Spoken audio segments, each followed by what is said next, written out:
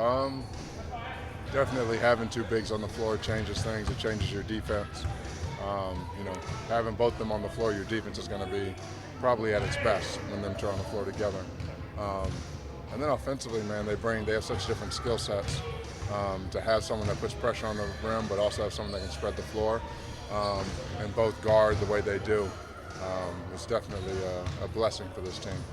And do you potentially see that group continue to start for you guys? I know you're working through some things with them. Is that sort of just kind of experimenting right now, or do you think that could be? Man, I have no clue.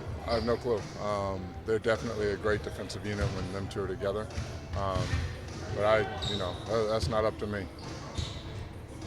How do you prevent against a letdown against this Pelicans? I know that, without Zion and Brandon Ingram, I know they still have CJ and weapons. Yeah, this is a good team. I think they're extremely well coached. They play hard. And they have other guys that have stepped up all season long when those guys have been out. So we definitely respect this team with or without those two guys.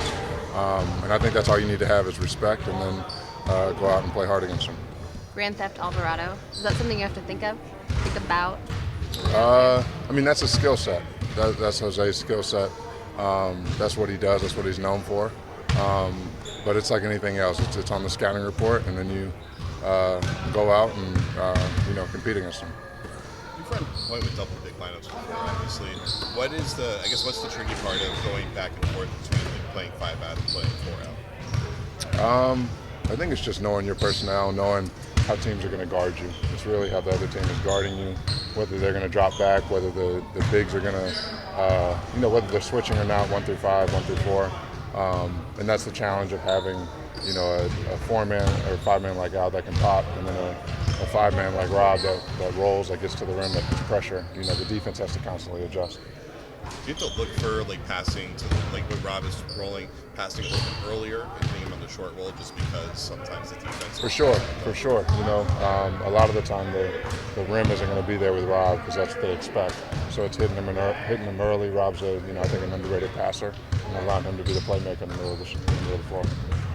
How does your role change without Marcus? Do you have to prepare to play more minutes, do more ball handling? Honestly, I'm not sure. I'm trying to figure it out. I'm trying to adjust. We haven't had many games without him out there,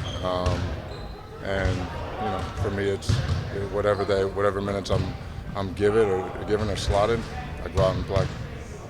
In terms of you in that point guard role, involving other guys in the team right now, whether it's Brandon or Rob or whoever, how do you feel like that's going right now? I feel like it's going well. I feel like everybody right now is in rhythm. Everybody's playing well. We've gotten back sort of in our groove, and we're performing at a pretty high level all together. Thank you, Malcolm. Yeah, thank you.